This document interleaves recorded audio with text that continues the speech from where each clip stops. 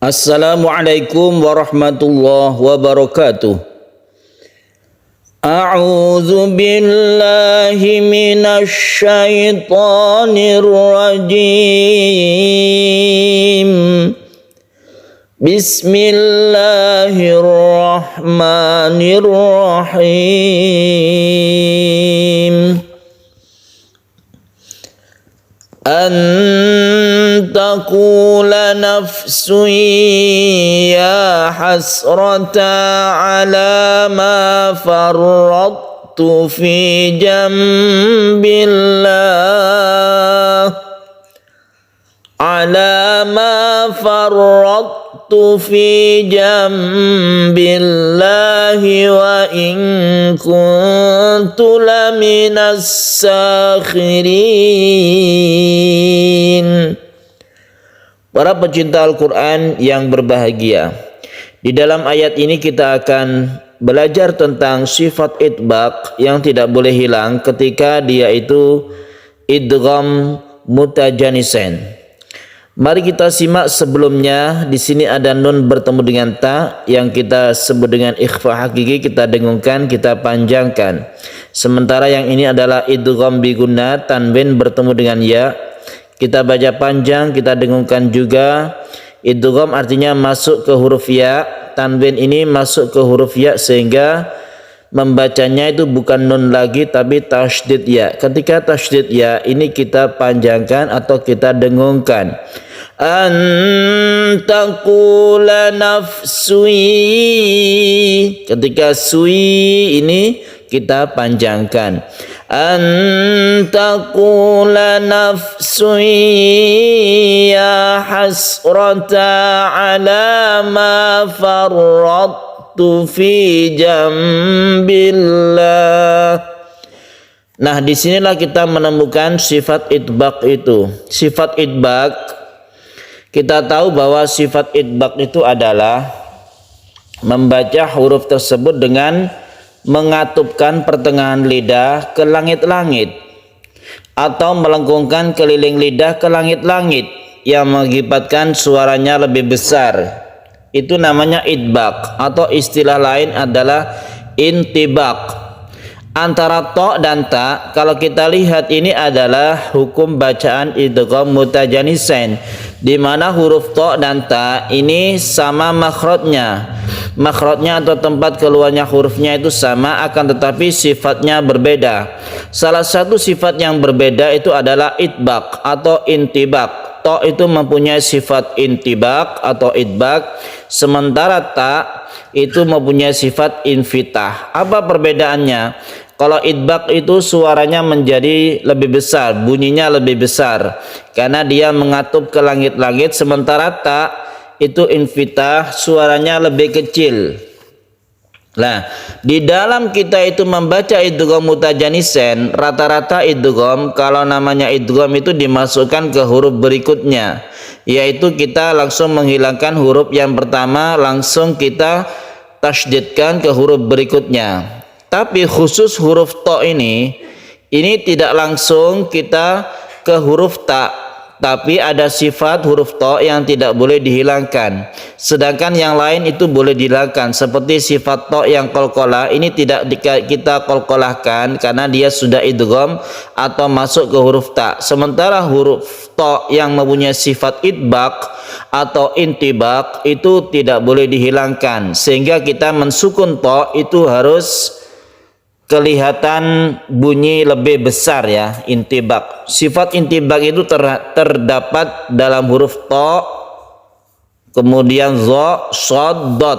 Ada shod, dot, to, zo. Itu ada 4 huruf saja. Selain itu dia mempunyai sifat infitah, itu lawan dari sifat idbaq ya. Jadi ketika kita membaca idgham mutajanisain yang khusus to, maka to-nya ini sifat idbaqnya itu tidak boleh dihilangkan, akan tetapi dia tetap mempunyai sifat idbaq. Kalau qalqalahnya kita hilangkan, sehingga membacanya bukan tipis farrattu, tapi farrattu fi, jadi tetap tebal to-nya sebagai huruf idbaq. fi jambillah.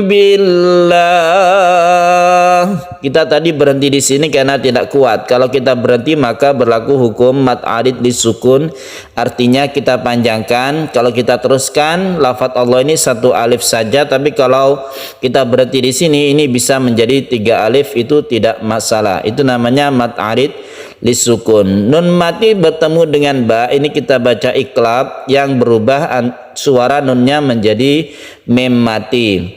Ketika kita berhenti di sini kita mengulangi dari mana? Dari fi jambilah, tidak apa-apa. Tadi kita mengulangi dari ala, itu juga bagus.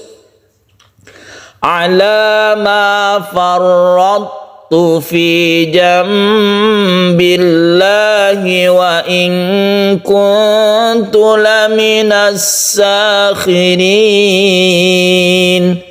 Di sini ada lafdzul jalalah atau lafadz Allah. Lafdzul jalalah artinya lafadz kemuliaan bagi Allah. Di sini ada lam yang kita baca tipis atau tarqiq. Tarqiq disebut juga muraqqaq. Muraqqaqah itu tidak masalah. Dibaca tipis karena sebelumnya ada huruf yang berkasroh atau barisnya itu kasroh.